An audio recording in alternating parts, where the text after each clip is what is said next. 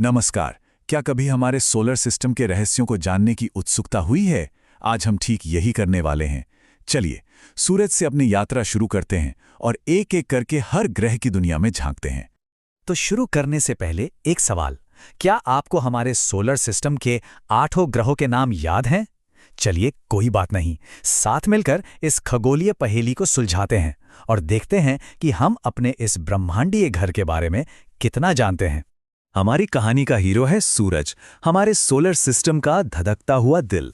ये सिर्फ एक तारा नहीं है, ये वो पावर हाउस है जो अपनी जबरदस्त ग्रेविटी से सभी ग्रहों को अपनी अपनी जगह पर बांधे रखता है।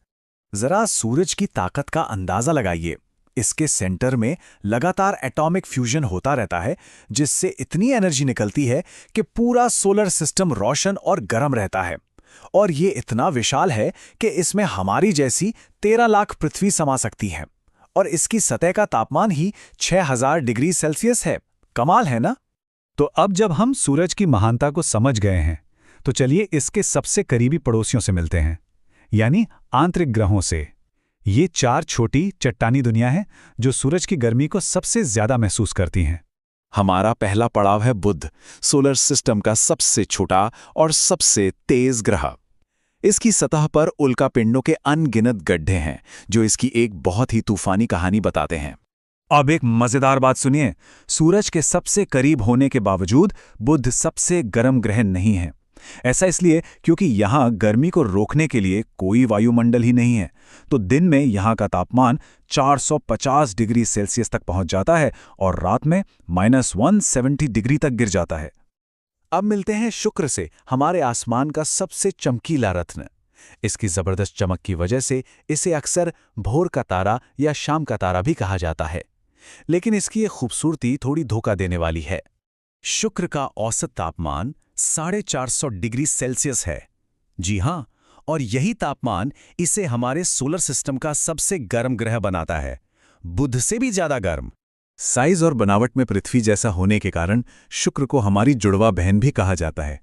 पर यह एक ऐसी बहन है जो बिल्कुल अलग रास्ते पे निकल गई। इसका घना और जहरीला वायुमंडल सारी गर्मी को एक कंबल की तरह पकड़ लेता है, जिससे ये एक जलती हुई भट्टी जैसी दुनिया बन गई है। शुक्र की उस कठोर दुनिया से निकलकर अब हम एक जानी पहचानी और सुकून भरी जगह पर लौटते हैं। हमारा अपना घर पृथ्वी, ब्रह्मांड में जीवन का एकमात्र ज्ञात ठिकाना। पृथ्वी की सबसे बड़ी खासियत है इसके विशाल महासागर, जो इसे अंतरिक्ष से एक बहुत ही सुंदर नीला रंग देते हैं। इसका अपनी धुरी पर 23.5 डिग्री का झुकाव ही हमें बदलते हुए मौसम देता है और हमारा चांद हमारे क्लाइमेट को स्थिर रखने में मदद करता है। इन सभी चीजों का अनोखा कॉम्बिनेशन ही इसे जिंदगी के लिए परफेक्ट बनाता है। हमारी यात्रा का अगला पड़ाव है मंगल, जिसे हम सब लाल ग्रह के नाम से जानते हैं। इसका ये खास लाल रंग इसकी सतह पर फैली आयरन ऑक्साइड यानी कि एक तरह की जंग लगी धूल की वजह से है। मंगल ग्रह ने हमेशा से ही इंसानों को अपनी तरफ खींचा है। पता है, यहीं पर सोलर सिस्टम का सबसे ऊंचा ज्वालामुखी निक्स ओलंपिया है, जो माउंट एवरेस्ट से भी 3 गुना ऊंचा है। और इस बात के भी कई सबूत हैं कि कभी यहां नदियां और झीलें बहा करती थी। और ये हमें उस सबसे बड़ी सवाल पर ले आता है, क्या मंगल पर कभी जीवन था? इन अंदरूनी ग्रहों को पीछे छोड़ते हुए अब हम क्षुद्र ग्रह पट्टी यानी एस्ट्रॉयड बेल्ट को पार कर रहे हैं। ये चट्टानों और बर्फ का एक बहुत बड़ा घेरा है जो सोलर सिस्टम के 2 अलग-अलग हिस्सों को बांटता है। और इसके उस पार है दैत्यों का इलाका। जी हाँ, अब हम आ गए हैं दिग्गजों के क्षेत्र में, गैस जायंट्स और आइस जायंट्स। ये विशाल दुनियाएं चट्टानी अंदरूनी ग्रहों की तुलना में बहुत बड़ी और बिल्कुल अलग हैं। और ये है ग्रहों का निर्विवाद राजा बृहस्पति। ये इतना विशाल है कि हमारे सोलर सिस्टम के बाकी सभी ग्रह इसके अंदर समा सकते हैं। वाकई में एक ब्रह्मांडीय महाकाय। बृहस्पति का साइज तो कमाल है ही, ये घूमता भी बहुत तेजी से है, इतना कि इसका एक दिन 10 घंटे से भी कम का होता है।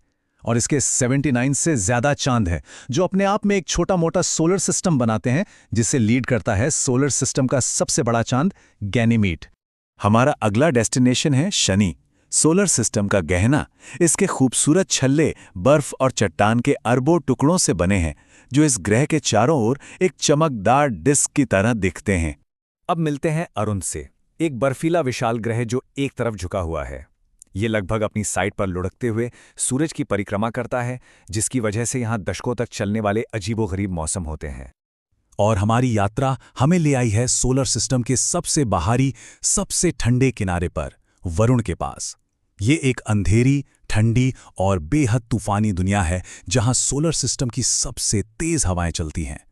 वरुण सूरज से इतना दूर है कि इसे एक चक्कर पूरा करने में 165 पृथ्वी वर्ष लगते हैं। सोचिए, 1846 में इसकी खोज हुई थी और इसने अपना पहला चक्कर 2011 में जाकर पूरा किया। तो ये थी हमारी सभी 8 ग्रहों की यात्रा। अब चलिए एक फटाफट रिकैप करते हैं कि कौन सा ग्रह किस चीज के लिए रिकॉर्ड रखता है। तो एक नज़र में सबसे बड़ा ग्रह है बृहस्पति, सबसे छोटा है बुध, सबसे गर्म है शुक्र और सबसे ठंडा है वरुण। बुध सबसे तेजी से चक्कर लगाता है, जबकि वरुण सबसे धीरे। मंगल को लाल ग्रह के रूप में जाना जाता है और हमारी अपनी पृथ्वी को नीला ग्रह कहा जाता है। हमने अपने सोलर सिस्टम के जाने पहचाने अजूबों की खोज कर ली है, लेकिन हर जवाब के साथ कुछ नए सवाल भी पैदा होते हैं जो हमें इस ब्रह्मांड के विशाल अज्ञात की ओर इशारा करते हैं। जब हम अपनी आकाशगंगा यानी मिल्की वे को देखते हैं तो हमारा सोलर सिस्टम एक छोटे से बिंदु जैसा लगता है। हमने अपने इस छोटे से कोने में बहुत कुछ सीख लिया है, लेकिन ब्रह्मांड के इस विशाल विस्तार में अभी भी अनगिनत रहस्य छुपे हुए हैं। और ये हमें उस सबसे बड़े सवाल पर छोड़ देता है, क्या दूसरे तारों के भी अपने ग्रह हैं? और अगर हैं, तो क्या उनमें से किसी पर जीवन हो सकता है? हमारा सोलर सिस्टम अद्भुत है, लेकिन शायद ये इस ब्रह्मांड की अनगिनत कहानियों में से सिर्फ एक है। और यही सवाल हमें सितारों की ओर देखने और खोज जारी रखने